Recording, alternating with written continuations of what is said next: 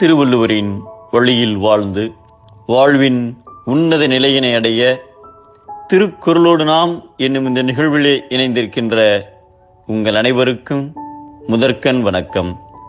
குறள் எண் 333, அதிகாரம் நிலையாமை. அரசன் ஒருவர் வயது முதிர்ந்த துறவி ஒருவரை சந்தித்து ஆசி பெற்றார். பின்னர் துறவியை உபசரிக்க தனது அரண்மனைக்கு அழைத்து வந்தார்.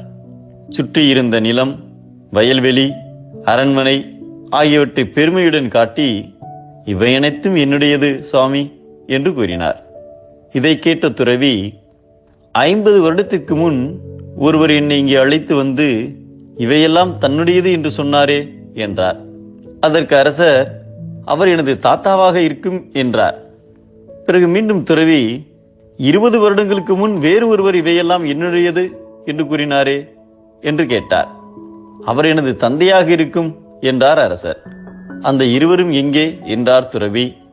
வயல்களுக்கிடையே இருந்த 2 மண்டபங்களை காட்டி, அந்த மண்டபங்களில் அவர்கள் இருவரும் சமாதியானார்கள் என்றார் அரசர்.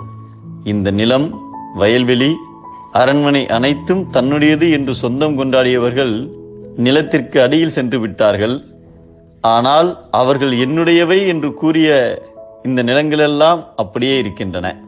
இன்று இவையெல்லாம் உன்னுடையது என்று நீரும் கூறுகிறாய். நாளை இந்த நிலத்திற்குள் சென்று விடுவாய். நாளை உன் மகன் இவை என்னுடையவை என்று கூடுவான். நிலம் உனக்கு சொந்தமா, நிலத்திற்கு நீ சொந்தமா என்று கேட்டார் துறவி. மீண்டும், இன்று உன்னுடையதாக இருப்பவை நாளை வேறுவருடையதாக ஆகும். இதுதானே கீதாச்சாரம். பொருட்களின் மீதுள்ள பற்றினால் ஏற்படும் கர்வம் நம்மை சீர்குலைத்துவிடும். அந்த இருமாப்பு நம்மை நெருங்காமல் பார்த்து கொள்ள வேண்டும். நமது செல்வம் கீழ்நிலையில் உள்ள வறியோருக்கு உதவுவதாக இருக்க வேண்டும். அதுவே செல்வத்திற்கும் பெருமை, நமக்கும் பெருமை என்றார். செல்வம் நிலையில்லாத இயல்பினை உடையது. அத்தகைய செல்வத்தை பெற்றால் நிலையான அறங்களை அப்போதே செய்ய வேண்டும் என்பதை அர்கா இயல்பிற்று செல்வம், அது பெற்றால் அற்குப ஆங்கே செயல் என்கிறார் நம் தெய்வ புலவர் திருவள்ளுவர்.